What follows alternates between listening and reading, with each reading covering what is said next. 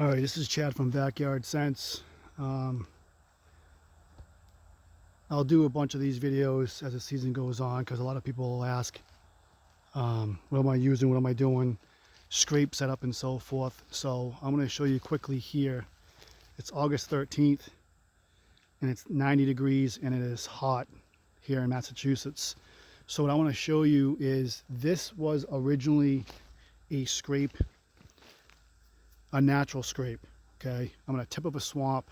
All right, perfect. I mean, it's thick, super thick.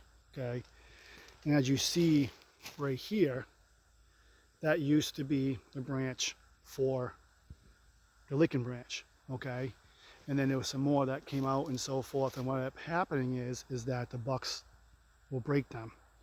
All right, and the one right here that you see that comes down right here was another one, and then I would hang branches here from my licking branch.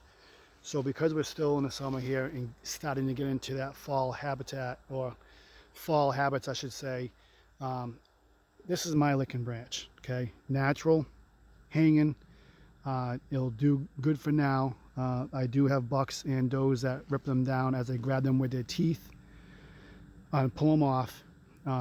But right here is what I do for a setup. Now this is a perfect funnel because you got the swamp and they're coming tight and it's thick.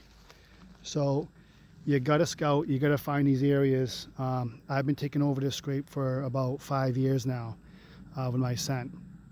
And different deer will move in, different deer will move out. I mean, it's just the way it is. I just had a doe with a fawn that this camera's been here for about 2 months. So I just had a doe and a fawn that moved in. Okay, which seems weird because as does typically are homebodies and so forth, but almost every day now her travel route is coming through here and she sniffs this licking branch.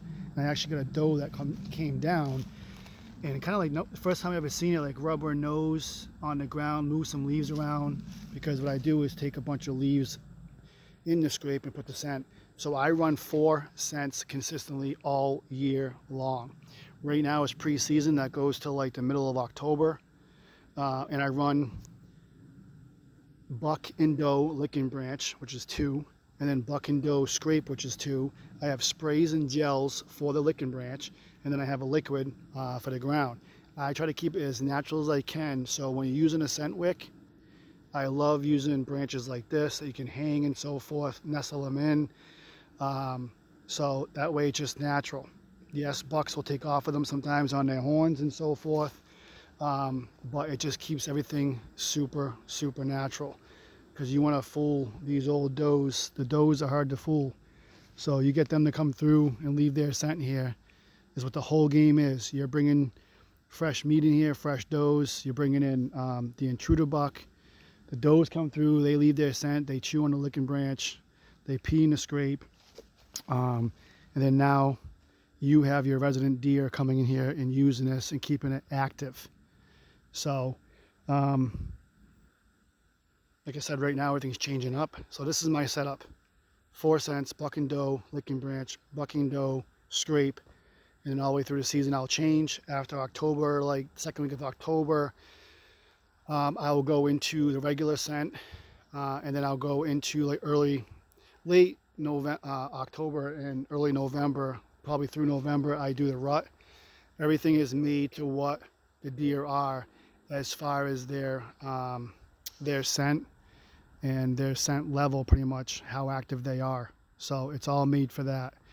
And I run it all season long through shed season and so forth, whatever, to see what's still around, still what comes up.